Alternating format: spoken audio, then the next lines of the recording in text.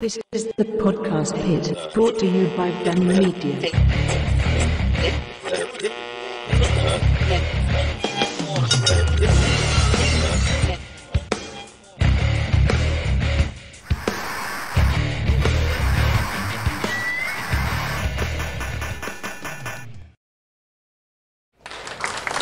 All right, ladies and gentlemen, it is that special time of the week. It is time to talk some wrestling. This is the podcast pit.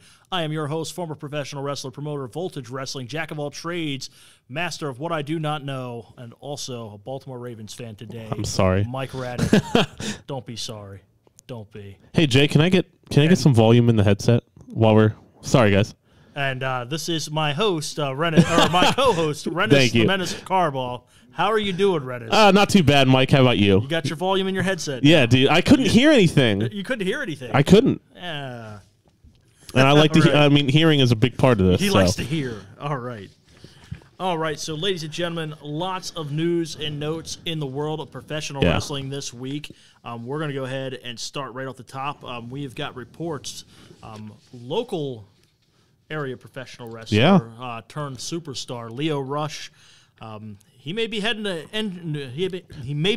to New Japan Pro Wrestling. Yeah, this thrown off of that. Yeah, man. So Lio Rush posted to his Twitter Monday or Tuesday a picture of Hiromu Takahashi, who is the junior heavyweight champion, the NWGP junior heavyweight champion of New Japan Pro Wrestling. And it posted a picture to his Twitter of Hiromu holding the title. And it was then liked and retweeted, I think, by New Japan Pro Wrestling, the official account. That would be a great match. I think it'd be an awesome match. Now, say what you will about Lio Rush. There's been reports about how he is backstage, blah, blah, blah, blah, blah. Kid's talented. Kid is talented. Kid's extremely talented. Local, area boy too, you know. Yeah. I actually ran into...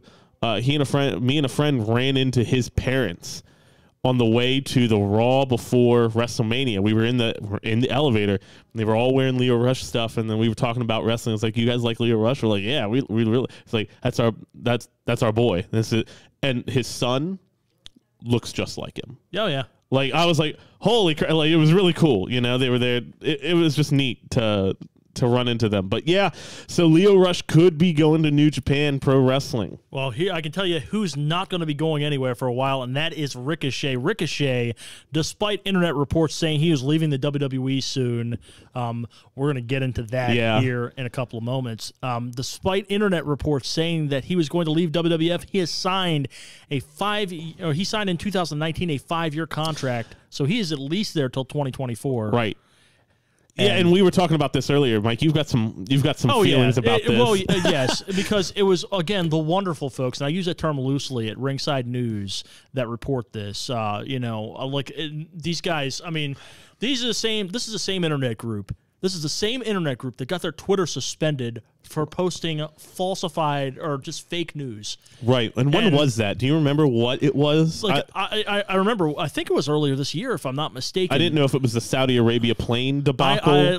I've heard what it was, and because of the source. I will not say why on the air. But okay. I've heard why their Twitter account got suspended, and rightfully so. Wow. These people, guys...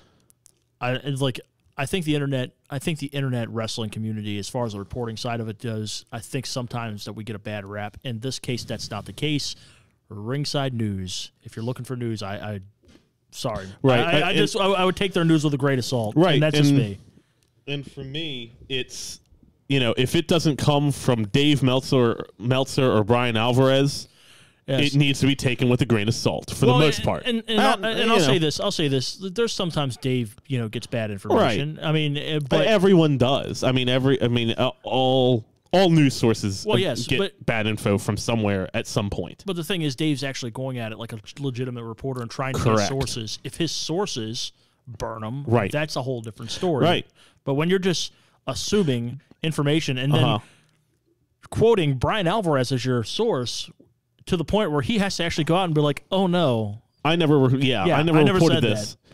That's a problem. Speaking of sources and stuff, do you remember I guess it would have been 8 or 9 years ago, the Dolphins 1965 debacle on Twitter. No. So I followed it for a while, for the span of about 8 months and longer, but there was a really heavy part in for 8 months to a year, where there was a Twitter account, like Dolphins 1965 is what it was, and this guy would post the results for the pay-per-view hours before the pay-per-view. Oh, apparently he had a source inside WWE. And why he was doing it was like, WWE needs to keep stuff, quieter. They need to stop telling everyone and their brother. They need to, he was doing it to prove a point. And eventually he started getting bad information and he stopped. Yeah. Which was great. It was people at first thought, it's predictable. It's he's predicting it. No, he wasn't. It was like, no, he's probably getting the run sheet from somebody. Yeah. And he was telling there's going to be a run-in by this person, and it's going to be a false finish, and then this is going to happen, to the T. Yeah. So that's what it kind of reminds me of. Speaking of, I know I didn't write it on the run sheet. There's so much that happened this week, folks. I had to type up a run sheet so we could remember it all. Speaking of people not going anywhere, rumor has it that Jay White, I know we've talked about him a couple times, he is staying with New Japan. That's good. This is a storyline to kind of push him as a babyface, kind of make that babyface turn, which will be interesting because he is a part of the Bullet Club. So, yeah, you're going to see probably some time off of TV for a bit. Yep. I wonder who takes over. I'm guessing Tama Tonga. I don't know. Kenta, formerly Hideo Itami in the WWE, Kenta is in the Bullet Club. Okay. I could see him kind of becoming the leader, the de facto leader there. Who once again, if you haven't seen anything that Kenta or Hideo Itami in the WWE has done outside of WWE, do yourself a favor and go look up his stuff. I mean, what he did in WWE was fine, but he wasn't booked well. I mean, that's just what it comes down to. Yeah, it just comes down to it. I mean, he had a couple of injuries. As well. There was Mike Fox. My sources say Ravens. Oh, hey, Mike Fox. Fox. I like teams that are still in the playoffs, so you and Big Ben can go have a seat on the couch. Sorry, love you, kid, but yeah, those Steelers, terrible choice for a football team. All right, ladies and gentlemen, we've got COVID issues all over wrestling. Yeah. WWE champ Drew McIntyre has tested positive for COVID as revealed on Monday Night Raw.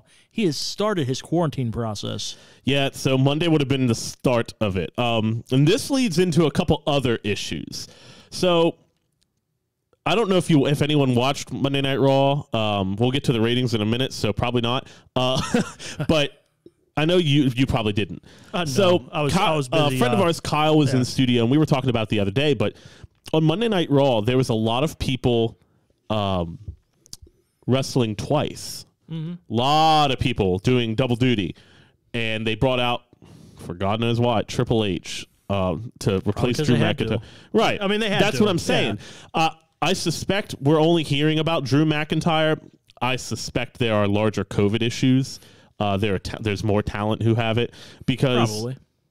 And in both or all companies, WWE, Impact, and AEW, the higher ups are kind of irritated / angry at a lot of the talent because apparently, if you're on Twitter, Instagram, whatever, you know that all these wrestling stars, all of them hang out. All hang out. No matter together. what company they're in, they all hang out, and they all had. Well, when y'all live in Florida, you know, it's kind of Right. Hey, let's hang out. Right, You know? and they were having large Christmas and New Year's gatherings. So the higher ups in all companies are a little peeved that they haven't been taking it. They didn't take it seriously. On one hand, take it a little bit more seriously. Distance if you're going to be in keep crowds. On the other hand, small. Yeah, keep your gathering small. On the other hand, you can't expect people. I'm sorry, and I'll say this. You know how I feel about some of this COVID stuff. Right. You can't expect people to stay indoors and isolate themselves 24/7. No, and they shouldn't be shamed for doing that. No, so the higher ups in the agree. company maybe advise these people and stuff. But at the end of the day, you can't force somebody to stay in the house 24/7. Right. Sorry, no, it's not going to happen. Yeah, especially, and I would assume that these guys, have a little bit of like not for lack of a better term, an invincibility complex.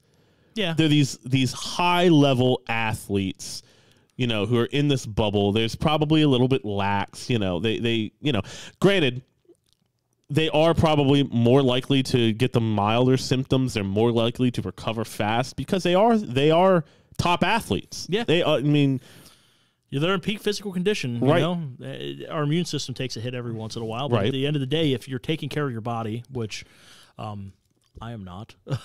Yeah, Mike, I don't know how many times I've heard over the last week. I'll be in the gym tomorrow. I'll be in the gym tomorrow. I'll see you tomorrow, man. I'll be there. I roll in here at 10 a.m. with a pasta salad and soda. Yeah. Yes. I'm the pinnacle of health, ladies and gentlemen. The pinnacle of health. Oh, man.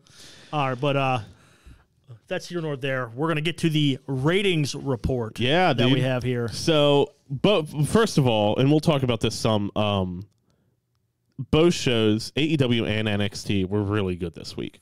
But AEW rating was 762,000, which is up 15% from last week's show.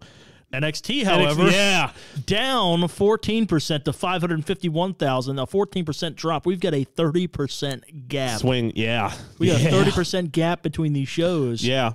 And you know, we saw, once again, so last week we saw a big bump in the ratings from Legends Night, you know. Oh, for Monday Night Raw, like I said last week on the show, we'll see if it keeps up. And it didn't. For two reasons.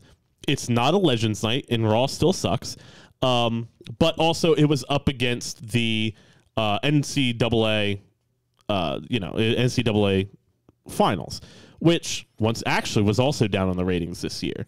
Well, yeah.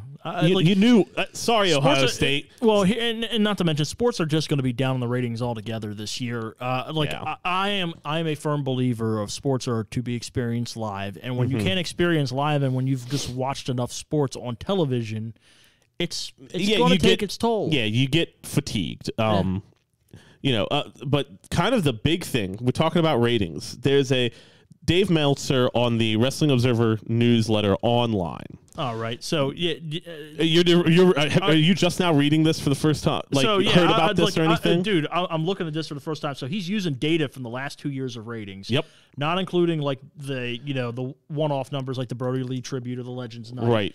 He has predicted if current trends continue, and this is going off statistical analysis, right? And this isn't our opinion, right? And this is, and for those of you who don't know Dave Meltzer, he's a big statistics nerd. Yes, like spreadsheets upon spreadsheets. And this is one of these situations because I think sometimes people overuse statistics in certain situations. However, this is one of these situations where, you know, if his correlations are correct. You know, this could be pretty accurate. He's saying if current trends continue, AEW will take over Monday Night Raw by November or December of 2022, especially in the 18 to 49 demographic. That's huge. That's it. That's huge. Do you I've said this from the beginning of AEW because.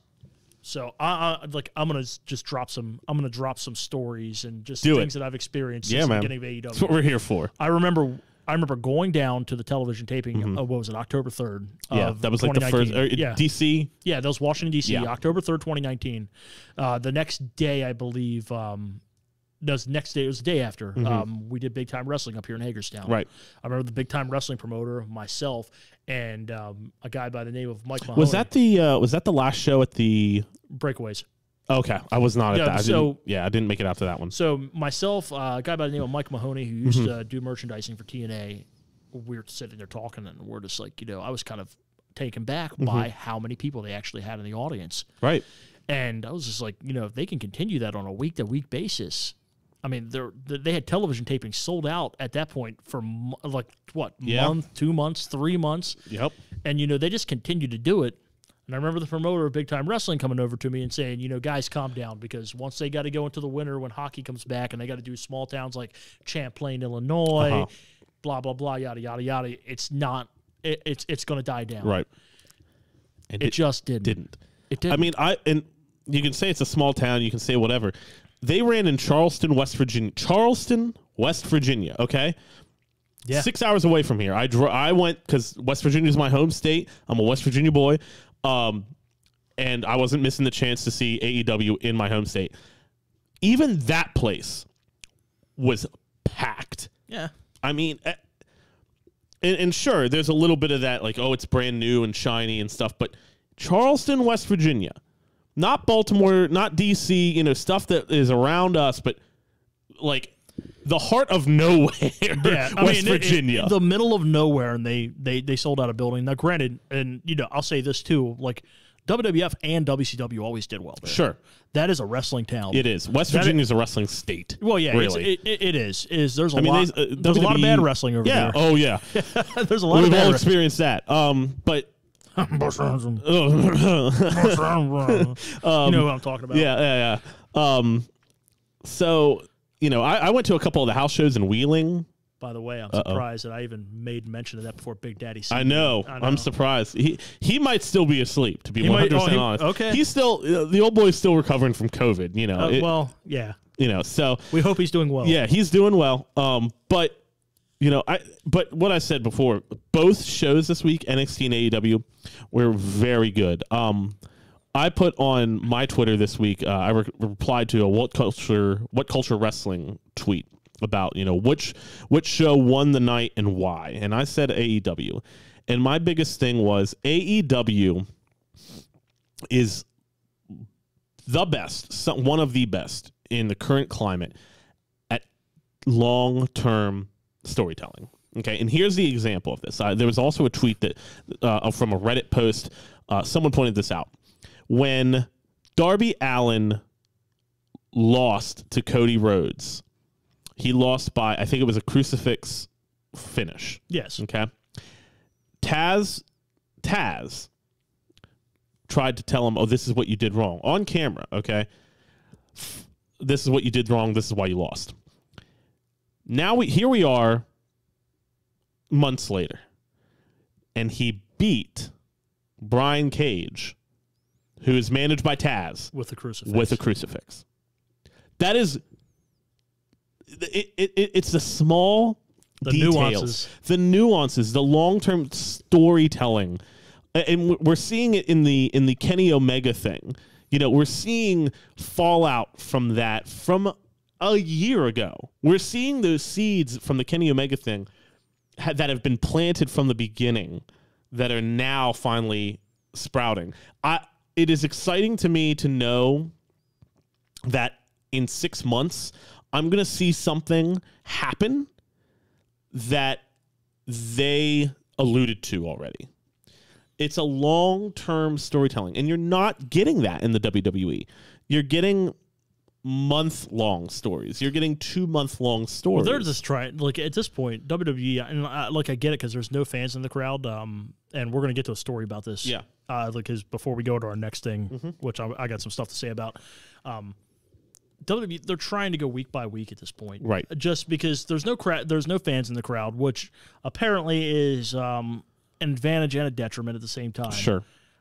It's detriment because you have no fans in the crowd. You have nobody to interact with. Are you talking about the Mustafa Ali comments that were made this week? Oh, about the controlling of the crowd? Oh, yeah. Yeah, so, he's got some heat on him. Well, yeah. From what I understand. Well, you know what? Honestly, more people should be vocal about that because that's kind of bullshit. Like, granted, you're a victim of circumstance right now because there is no crowd. There's no way to gauge that kind of reaction. But what's going to happen? What's going to happen in a month, 2 months, or 3 months when the world starts opening back up and live events start coming back, right? And crowds start coming back in the buildings, and you're literally getting the post-WrestleMania crowd for like a month and a half. Yeah. They're just shitting on everything that you've done on TV for a year. Right. Right now, your only gauge on who's over and who's not is the internet. Right. Granted, I know that a lot of people say it's the vocal minority out there, but right now, that is your only gauge at knowing who's over and who's not. Right, and it's just... I think AEW is being smarter about this because they understand... I mean, they do have an audience. They have a very small audience, but they do have an audience. I think AEW is looking at the long game. Yeah. They may not be winning any ratings wars except against NXT. Yeah. The majority of the time. But they're keeping a product that they're planning, like I said, they're planting seeds that when there are live audiences back, things are going to pop. WWE, however, the fans are going to come back. They always come back. They're going to sell out shows. They're going to, they're whatever. Because it's live events, it's live wrestling. That's what we want back. Yeah. But I think they're going to see a lower attendance rate because it's just they haven't done what they need to do. The only thing they've really kept doing is keeping the product going. Yeah. I mean, you and I said wrestling was the only thing that did not stop when COVID hit. It did not stop. Here are the questions that I have. I get the whole Thunderdome thing. Yeah, it's great to have fans in the lower level, right. or great not to have fans at a lower level right now of an arena just because of the, the restrictions. Right. You want to keep everybody safe. Why, when they are running, they're running in, a 43,000 seat baseball stadium right now. Doing the Which you hate. You hate that stadium. It's a toilet. It's a toilet.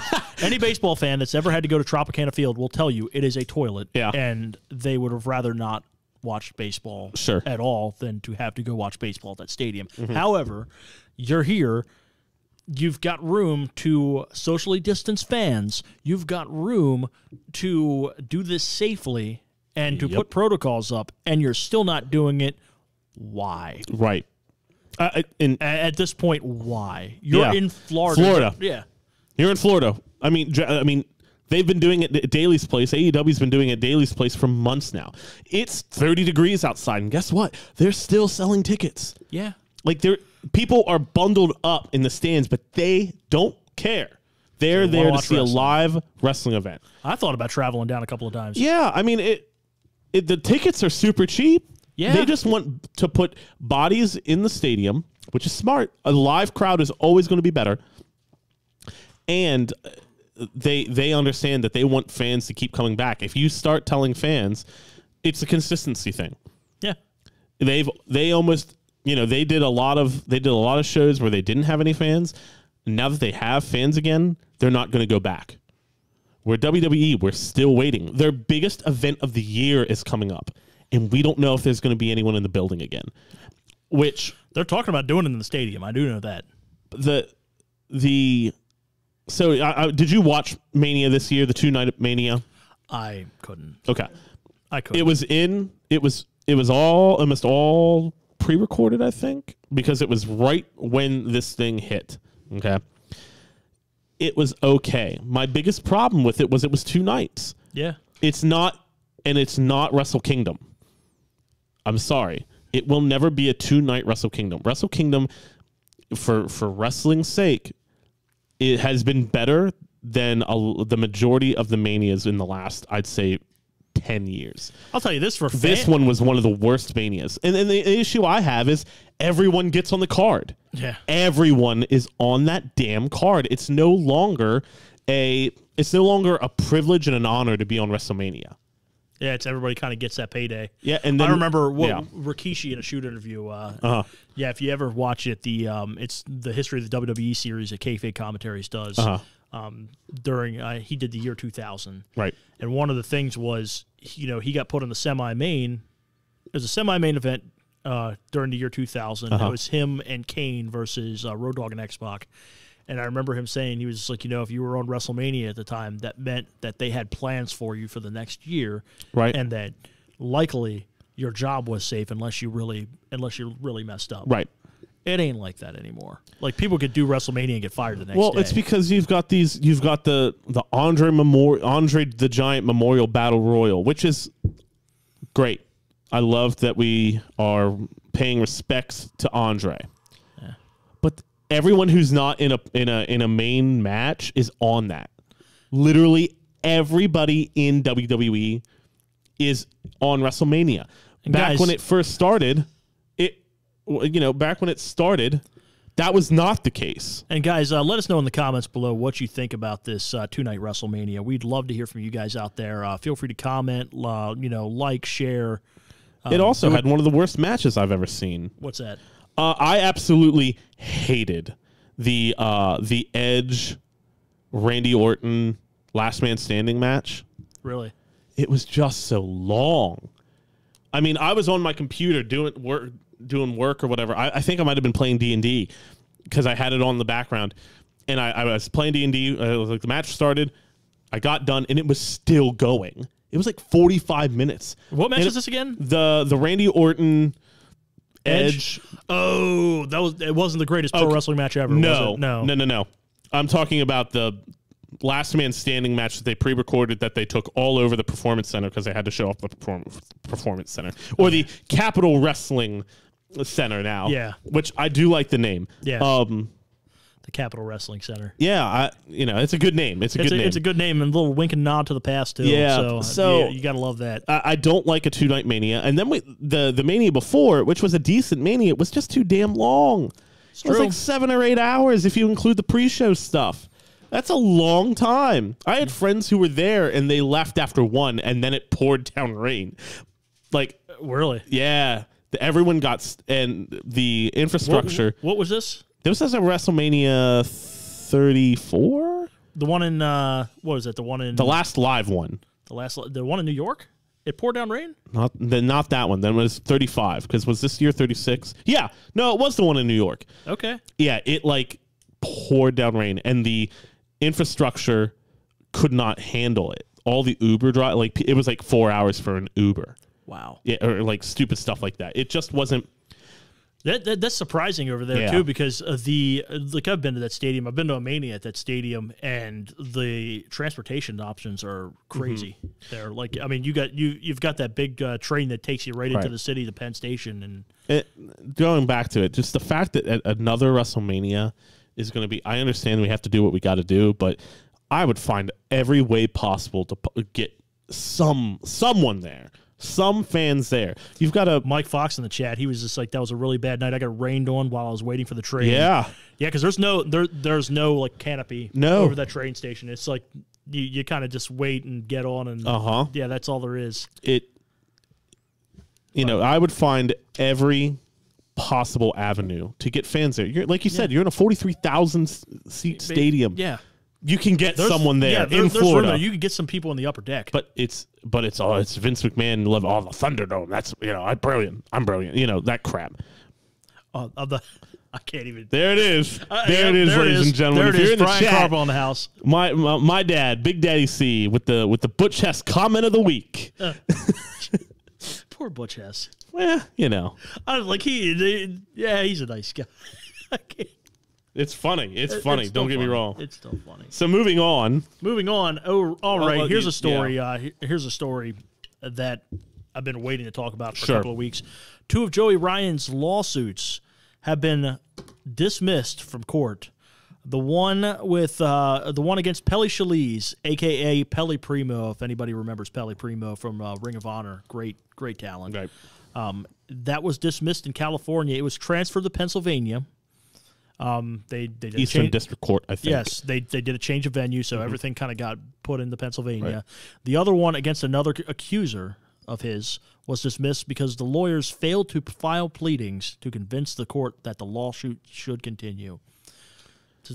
So this is like one of many. Joey Ryan has probably close to 10 lawsuits, I think. Yeah. It being because he's suing Impact because because of like wrongful termination, he's suing for damages, he's suing a ton of people, which I understand you have to protect yourself. It doesn't look good though. No, it really doesn't look good for Joey Ryan. The one that they have against Pele here, after hearing Pele's story, right? After hearing Pele's story, you can tell that he's telling the truth. Bless you, Jay. Yeah, he's obviously Pele's obviously telling the truth. He's very passionate about this story. So I'm gonna be 100% honest here. Yep. If these allegations, if they were surprising to you, you were not paying attention close enough. Any person whose gimmick is to get someone to grab their private area as a part of their gimmick, and these allegations come out, it cannot be surprising to you. You can say penis on the air. I know. Okay. It's okay. I hated the gimmick. I've hated the gimmick all the time. It is a. I think Joey Ryan without that is okay, but the whole penis grabbing thing and that his penis can flip people is stupid. Dumb. I'm going to say this, and this is just like because and this is just my opinion. that's like I'm looking at this from a gate standpoint. This like I hate to even go hear this, go to this even opinion. I can't even speak today. That mic thing threw me off all day. I hate to even go here, but Joey Ryan, like this hurts a lot of independents. Number one, because this whole thing, all these allegations, like now, like the guy was a draw in the independents. Yeah, like, he was a huge draw. And I'm not defending what he did. The guy was a draw in the independents. Right. However, you can't I don't understand in what world where like some of these allegations are really serious. Yes. So some of this stuff is really bad, and it's just one person. No, and there's people coming. There's multiple people putting photos of evidence. Granted, sometimes that evidence can be falsified. I don't think that. This is my personal opinion. Yeah, this bears this is no inside knowledge of anything. From outside looking in, I think these allegations are absolutely 100% true. Well, and here's the other thing. So when the speaking out movement happened in March, April, May, it was during quarantine. Yeah. A lot of these guys, not a lot, I'd say the majority owned up to it and they disappeared, which is what they needed to do. They need to go get themselves right. I get that. The fact that he is fighting it so hard and when there's so much evidence against him. I mean, take Pelle's story for example. That dude did his homework. He came with evidence upon evidence upon evidence on evidence on top of evidence. Right. It wasn't like he was just shooting off the mouth like, hey, screw Joey Ryan. I don't like him. Right. And even if he did that, I wouldn't blame him after hearing his story. Sure. However, the dude did his homework. Yeah. Yeah. It is not a good look for Joey Ryan and for several independent, and that just that gimmick. I'm sorry. That gimmick has, while it was funny, I don't think that gimmick has a place. Not anymore, especially. No. It shouldn't have had a place to begin with, and it doesn't anymore. Yeah. It just... as far as the gimmick, the gimmick and whatnot, I'll say people were showing up to see it. And sure. But people also are showing up to see Superhuman jumping off a crap and hurting himself. And I booked Superhuman. I know you did. Yeah. And there's nothing wrong with that. I didn't book him, but I worked for somebody who did. But people, I don't know. I have an issue with the gimmick. I've had an issue with the gimmick, to be 100% honest, from the beginning. Yeah. I'm not trying to get on a high horse or anything. No, but I don't like the gimmick. I've never liked the gimmick. Yeah, and I don't think you're ever going to see the gimmick again at this point. No. There's no way in any right mind that somebody, in my personal opinion, outside looking in, I can't see an independent promoter booking them. No. I just It'd can't. be no. Nope. I can't see it happening. I wouldn't do it. Nope. Moving on to another real upper of a story. Lita's big revelation this week. Oh my gosh, dude. It's been a hell of a week in pro wrestling, folks. So let me just break this story down. I'm going to get your opinion on this here. Yeah. So this week on Lita's official Twitch channel, she revealed some information about the live sex celebration. I was there, Hershey, Pennsylvania, January 6th. In quotes. Put live sex celebration in quotes. Yes. So this is Hershey, Pennsylvania, the night after the New Year's Revolution pay-per-view. 2006. Yep. Edge won the title, and she was not a fan of the live sex celebration, and she expressed her concerns to the office. And she was approached by several higher-ups that basically told her, hey, your job's on the line. Right. Now, having said that, also, John Cena, Edge, and several others were against the angle, and Vince ran it anyway. Yeah. It's because Vince liked it. Granted, I will Such say, good shit. well, he wanted that ratings pop, and they got it. Oh, they got it. But the fact of the matter is that she was told that if you don't do this, you're fired. You know, there's been like That there was like 3 or 4 TV tapings in a row at the Giant Center in Hershey where there was some kind of sexual angle right. that happened. And like I remember one, Jackie Gata. I remember Jackie Gata showed her breast on a Sunday Night Heat, Right. being taped there. Yeah. The live sex celebration, and then there was one other that escapes me right now. However, That is, if these allegations are true, that is not good. now I've heard over the years, because I mean I've heard this story before. Right. I've heard over the years that Vince was hoping she was going to say no, and that's Right. why he was pressing it. Right, because he wanted to fire her. He wanted to fire her. He wanted to fire her early because, you know, her contract was coming up. They knew she wasn't going to renew after the last year with the Matt Hardy situation. Right. They knew she wasn't going to renew. They knew she was either going home or going to TNA, and they wanted to prevent her. They wanted to just get that 3 or 4 months before. And, you know, and she had a rough last year or so because of the Matt Hardy thing, plus this. And here's the thing. Lita was an incredible, she still is, an incredible talent. She helped the women's, you know, we had the women's revolution a couple years ago. She and Trish started that. Yeah. And then Mickie James picked up those three especially put the building blocks into play. You know, they put the foundations for the women's revolution. If these allegations are true, that is not a good look. It's not. And you know, and we've heard about Vince doing this type of crap. Yeah, and Vince, we've all heard about it. We've never, you know, a lot of us haven't. I know there was a lot of drama in 2005. Right. A lot of drama surrounding her in 2005 with the Matt Hardy situation, which at the end of the day, you know, adultery is a serious issue. Maybe, you know, you shouldn't cheat on your spouse. And, you know, she did it. It happened. And it caused a lot of drama and messed up a lot of TV time. And then they booked it into an angle. They booked it into an angle. So not only could they, you know, punish and humiliate Lita, they got to do the same thing with Matt Hardy as well. Yeah.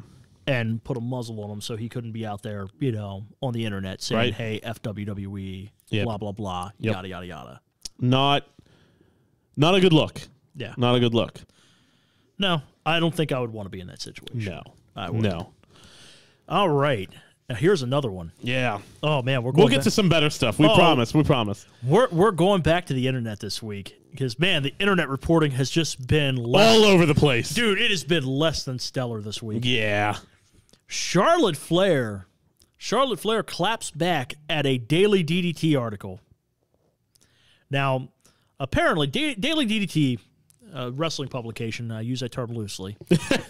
Awesome. Daily DDT posted an article this week talking about the hate that Charlotte Flair gets for her booking. You know, and granted, we all know she's taken some time off to, you know, and then, you know, she's come back and she's immediately in the title picture. You know, she went to say that she looked for an article trashing similar male champions for taking time off, and she couldn't find one. Okay. Devil's advocate there. Sure. Because Roman Reigns got fucking torched when he took time off earlier this year, and the only reason it calmed down fast was because of the character, the gimmick. No, it wasn't even the gimmick. It was, you know, he had a leukemia diagnosis, and once people realized, hey, this guy could be immunocompromised, that is understandable, and it calmed down. Even so, there's a reason. I'm going to say this, guys, and I know there's probably people watching out there that aren't Charlotte Flair fans, and to those people I say, tough. Yeah. I'm sorry. That's the best women's wrestler in the division right now. I know there's people out there that, for some god-awful reason, think that Sasha Banks is like... I love Sasha Banks. I like Sasha Banks, too. I think she's a great talent. I think she's a performer. But when there are people that will sit there with a straight face and try to tell you that Sasha Banks is the greatest women's wrestler of all time, and I want to know what the hell you're watching. I really do. I want to know what the hell you're watching where you could even sit there and think that that Sasha Banks is the greatest women's wrestler out there right now, let alone all time. Because that's Charlotte Flair. Charlotte Flair is the most durable, the most marketable, carries herself as a champion 24/7, and can back that shit up in the ring. It's no question about it. Your thoughts? I'm a big Sasha Banks fan. I think the one thing I think she does excel at more than, now here's the thing, when I say excel at over, it's close. It's close. As I think her mic skills are better. I just think I believe her on the mic more, and it sounds less scripted, even if they're both scripted. What, Sasha Banks? Yes. All she just says, she just talks about herself being a legit boss, and she just says it over and over. But the problem is not the problem. The thing is she buys into it, and you believe it. I believe that Charlotte believes that what she's saying, but from an actor standpoint, Charlotte just sounds more scripted. Okay. Even if it's both scripted, even if they're both 100% memorized scripted, Charlotte just sounds more scripted. Oh, somebody's wanted to drop Fabulous Mullah's name in there, Brian Carbaugh. Sorry. I ain't buying that one. No way. Not after everything that's happening. The allegations aside, I'm going to tell you this, guys. And like I had this conversation with a couple of women's wrestlers, maybe 10, 11 years ago, because the new generation of women's wrestlers were coming in, and their heyday was like Lita, Trish Stratus. Sure. The other, this previous generation was like Moolah, and like. Y'all got to realize those women's wrestlers back in the day, like during the Moolah and Mae Young days, they weren't really that great. No, like you had a couple. You had Medusa out there. You had you had a couple that could go in the ring. Right. Like a lot of the Japanese women, all of them could go. And I think the biggest thing was with Moolah is she was. I didn't see. I didn't. No, Brian Carbaugh, you went blasphemous there, man. What do you say? I don't see it. It's not. I'm not even going to read that. Dad. Oh, Dad. Dad. Yeah, dude. Can we delete the comment? Do you want me to lose my damn mind? Oh, Is that what you want? Nia Jax. My dad posted, I think Nia Jax is the greatest women's wrestler. Now you're just playing a heel. Now you're being the heel. You're being Big Daddy C, which I love. That is, damn. Nia Jax wishes she was even in the same category as the greatest women's wrestler of all time. Nia Jax in 20 years will be a flash in the pan. A flash in the pan, huh? She's awful. She's absolutely terrible. Yeah. She will only be remembered because she's The Rock's niece and for injuring people in the ring. That's her legacy. Period. Yeah. Call it like I sees it. No, but just back to the Charlotte Flair thing. The fact that they I don't even understand how you can put that on her. She took some time off, probably because of COVID. You want to know what? Well, she also got some work undone. Oh, let her get some work undone.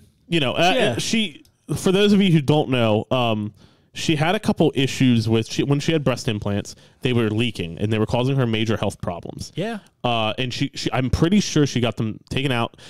And here's the deal: she's in the best shape she's ever been in. Yeah, 100%. That girl was ripped to shreds. She came back like a. I don't think she's as ripped as Jade Cargill, but I don't know. Yeah. I don't know any men that as ripped as Jade Cargill at AEW, man. She is scary. No, but Charlotte Flair came back looking like a damn $1 million. Yeah. She came back looking like a champion. Yep. And that's why she is where she is, folks. I love looks the part and can back the part up in the ring. Well, and to be fair, her last name is Flair. Her last name is Flair. That's part of it too, I think. Her last name is Flair. You want to know what? There are some certain privileges that come with the last name Flair, but I honestly believe if she would have came through the system like anybody else, not had her dad be Ric Flair, I still think, without a shadow of a doubt, she would be where she is. Yeah. Sorry. Agreed. That's just my opinion. Yeah. But moving on. So Charlotte Flair, I'm also, by the way, I love the Lacey Evans, Charlotte Flair, Ric Flair thing. Yeah. However, they did something very similar to this when Charlotte first came up to the WWE to the main roster, and it didn't work then. It wasn't great then. I'm hoping that this is better. But I love Lacey Evans. I love Lacey Evans. Yeah, it's a good gimmick for right now. Oh yeah, for right now in the current climate that we're in, like it's a very So some Ring of Honor news this week. This was literally yesterday when I read this. Okay. So WWE apparently passed on the signing of Ring of Honor champion Rush. And AAA was acting as a mediator. Yeah, or a mediator, or like as in some way or form. It was reported that Rush asked for more money than WWE wanted to give him. And I wrote here on the big mistake. He is an incredible talent. He is only since his debut in 2018, he has only been pinned twice. All right. Now, I'll say this right now. If he was asking for more money than WWE wanted to give him, here's what I'm going to say right now. WWE is lowballing everybody. Well, yeah. Current talent included. Can you blame them right now? Yes. They had their most profitable year ever. Well, yeah. They've got the money. You got me. You got me. You got me. You're not gonna pay the talent what they're worth. You're not gonna pay the talent for coming to work every day in a COVID environment. You're not gonna pay the talent for continuing to make you money even when the rest of the world shut down. Your talent came into work, and you don't want to pay them after your most profitable year. I call bullshit. So when you go in for your meetings, guys, and there we go. Yeah, you missed a couple earlier too. Missed it by that much. Missed it by that much. Just a bit outside. Yeah. No. You come in and ask for a raise, and they can't give it to you, and what do you respond with? I tell you, say you're essential AF. Yeah, because you were. Yeah, if you're having to go to work in a COVID environment where they have had Brian Carwell turned a heel on me here. What did he say? Said go Bills. I'm actually I'm rooting for the Bills as well. You're rooting for the Bills? You're fired. Fired. You can't fire me. Bite your damn tongues. I'm hoping that both teams have a good game. Oh. I hope it is a good game. I do think it's going to be a great game. It'll be a great game. Ravens are going to win. And, all will be right in the world. I don't think so. You want to know what the Bills are good at doing? Choking. We saw it 4 times. I saw it 4 times. Didn't Lamar Jackson choke the last 2 years to get into the playoffs? Dude, I'm just saying. I'm just saying that was Lamar is a choke artist too, whether you want to admit it or not. Last year. Okay, we're getting off the wrestling topic. Here we last go. Year. Here come the excuses. No, these aren't excuses. Last year, the Ravens got out-coached because there were some bad coaching decisions made in that game. They switched up their entire game plan from what they were doing during the regular season, and it bit them in the ass.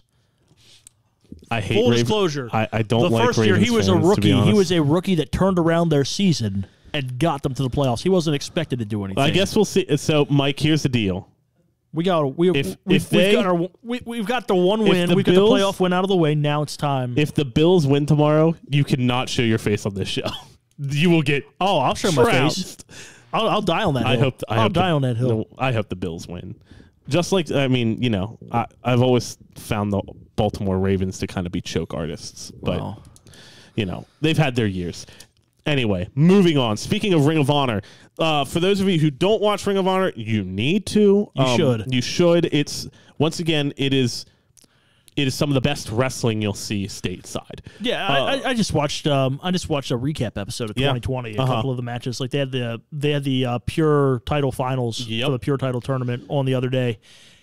Dude, yeah, how good is it to see the Pure division back? Oh, the Pure division is incredible. For you guys that have never seen this, the Pure division is like one of the I don't even want to call it innovative because it's just like it's classic wrestling.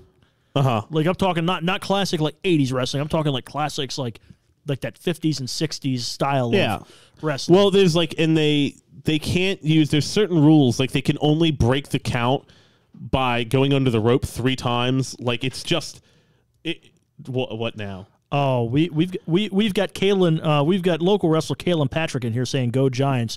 I was like, Kalen, you want to know what Baltimore does best? Beat the Giants. Oof. We did it in 58. We did it in 2000. We'll do it again. Anyway, just saying, buddy.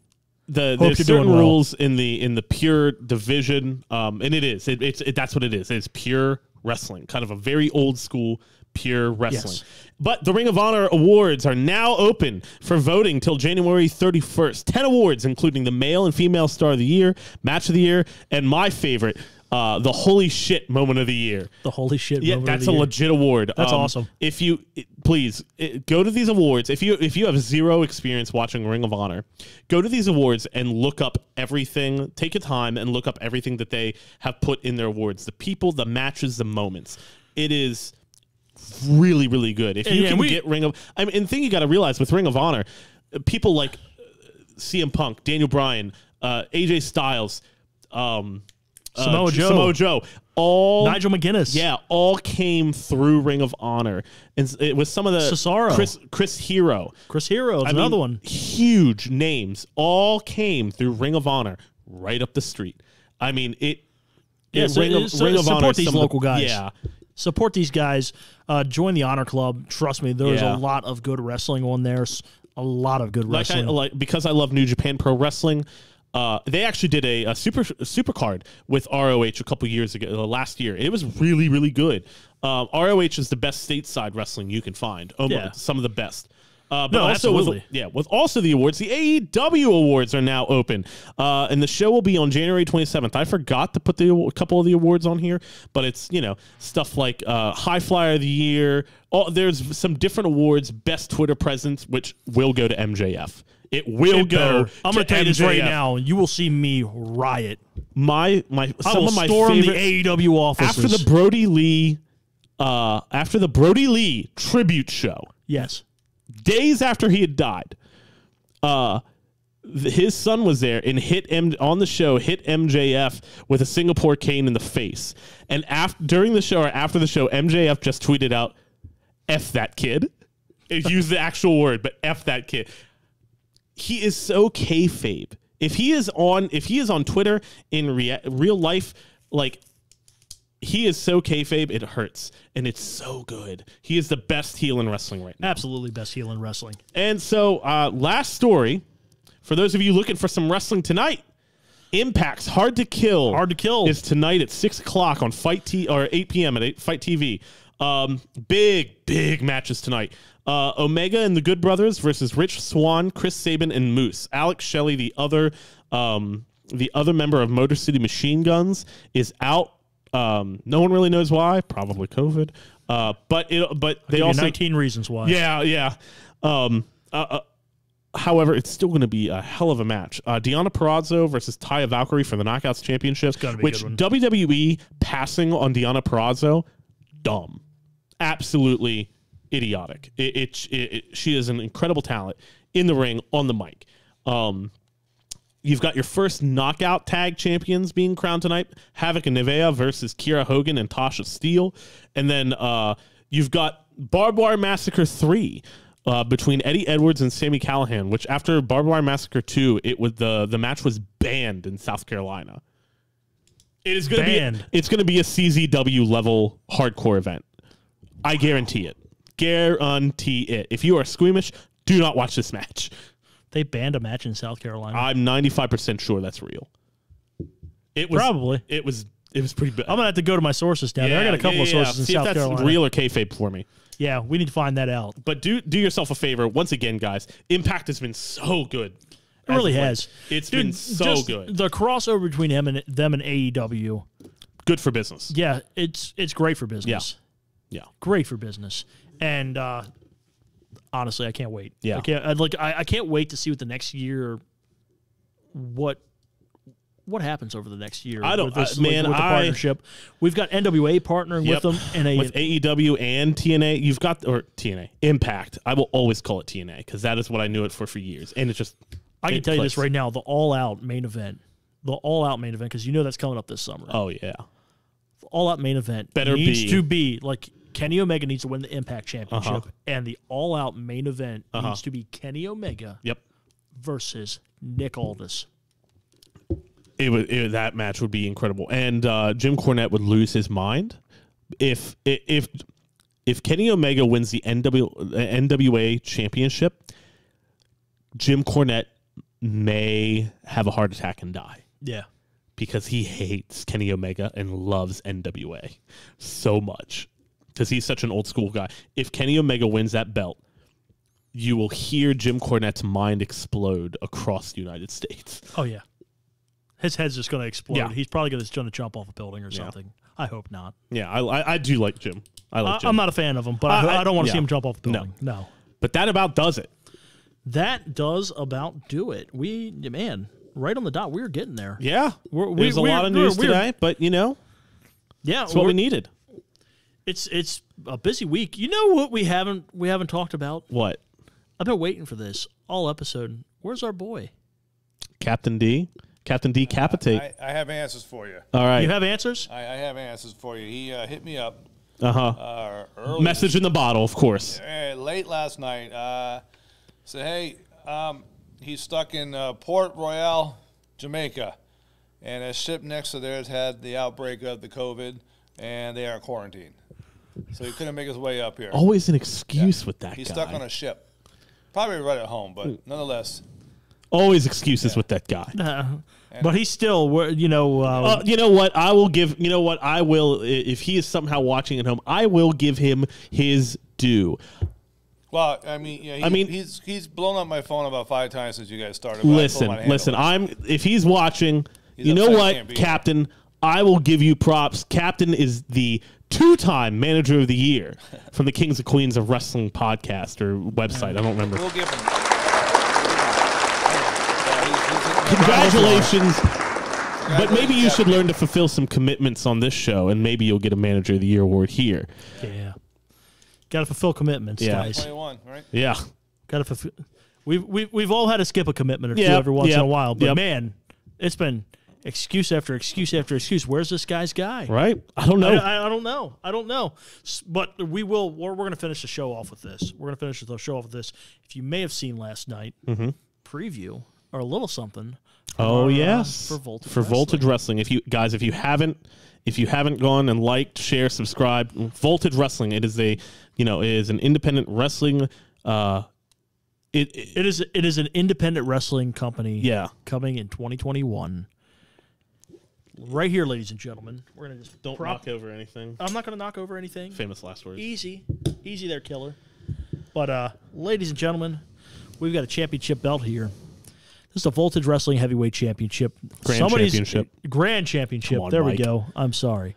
Somebody is going to be crowned Grand Champion here before the summer.